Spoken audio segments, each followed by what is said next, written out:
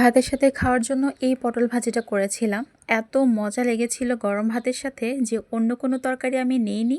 10 মিনিটেরও কম সময় আপনারা এই ভাজিটা করতে পারবেন আর মাশাআল্লাহ খেতেও দুর্দান্ত হয়। বাসায় কিছু পটল ছিল, সেগুলোকে নিয়ে নিলাম। এবার আগা মাথা কেটে নিয়েছি আর মাঝখান দিয়ে 2 ফালি করে নিয়ে তারপর পটলের গায়ের মধ্যে এরকম পাতলা পাতলা করে চিড়ে দিচ্ছি।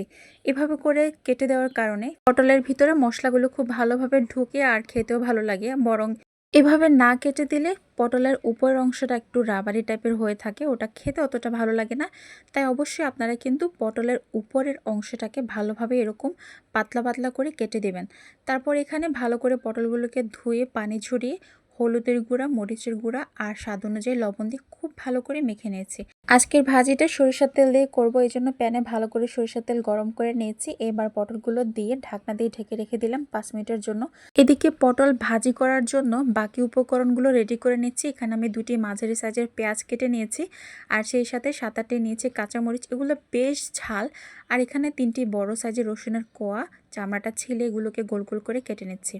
ব্যাস, আর কিছুই লাগবে না। প্রায় 5 মিনিট পর ঢাকনাটা খুলে পটলগুলোকে উল্টে দিচ্ছি। পটলের একটা পাশ কিন্তু খুব ভালোভাবে হয়ে গেছে। পটলের একটা পাশ হয়ে যাওয়ার পরে কিন্তু আমি এগুলোকে উল্টে দিয়ে আবার ঢাকনা দিয়ে ঢেকে রেখে দিচ্ছি 5 মিনিটের জন্য।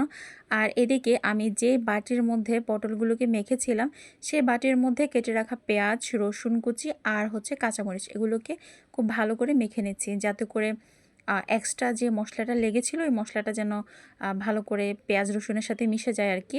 এরপর পটলগুলোকে একটু নেড়ে এক সাইডে রেখে ওই তেলের মধ্যেই আমি কেটে রাখা পেঁয়াজ কাঁচামরিচগুলো দিয়ে দিচ্ছি। এবার এগুলোকে একটু নেড়ে ভাজা ভাজা করে নিয়ে তারপর পটলের সাথে ভালো করে মিক্স করে ফেলবো। এরপর এই 3-4 মিনিট ভালো করে নেড়ে চেড়ে ঢাকনা দিয়ে ঢেকে এগুলোকে আরেকটু ভাজা ভাজা করে নেব। আপনারা দেখতে পাচ্ছেন কত চমৎকার একটি কালার এসেছে।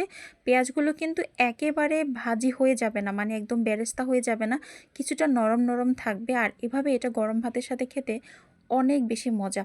আপনারা পটল ভাজি তো অনেকভাবে খেয়েছেন, তবে এভাবে একবার ভাজি করে দেখবেন, নিশ্চিতভাবে বলতে পারি আপনাদের কাছে এটা খুবই ভালো লাগবে। এই পটল ভাজিটা গতানুগতিক পটল ভাজি চাইতে কিছুটা ভিন্ন, তাই না? বাসায় মেহমান আসলেও মেহমানদের জন্য এভাবে পটল ভাজিটা করে দিতে পারেন। এটা খেতেও খুব ভালো, দেখতেও অনেক বেশি চমৎকার। আশা করছি আমার রেসিপিটা আপনাদের কাছে খুব ভালো লেগেছে।